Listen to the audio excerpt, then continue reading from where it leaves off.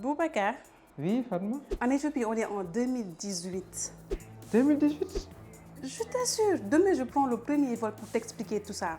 T'es sérieuse là? Ouais.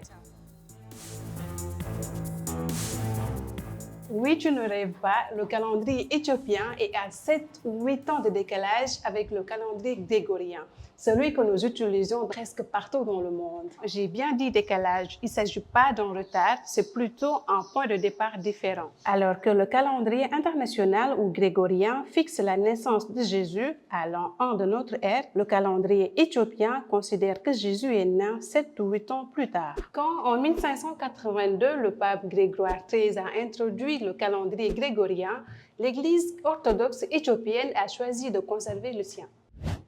En plus, l'Éthiopie n'a pas hérité du calendrier occidental car le pays n'a pas subi de colonisation.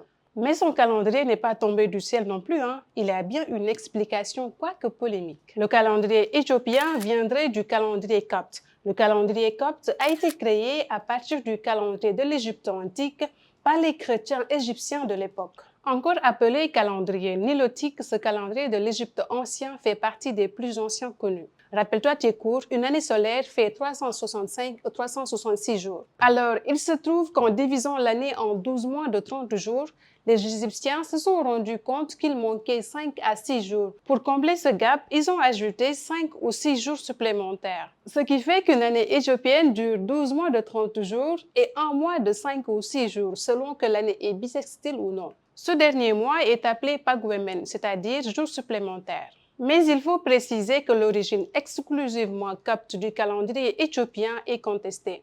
Dans sa thèse intitulée « Analyse critique des constructions du calendrier éthiopien », Johan Work essaie de démontrer que le calendrier éthiopien ne doit pas être réduit à une simple origine copte ou tout autre ancien calendrier. Les Éthiopiens ont mis en place leur calendrier en fonction de leur saison, leurs activités agricoles et leur climat.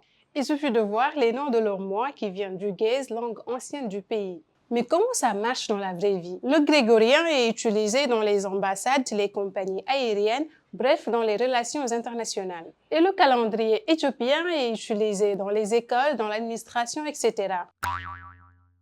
Mais tu vas où là? Je retourne en Éthiopie pour suivre mon tourisme.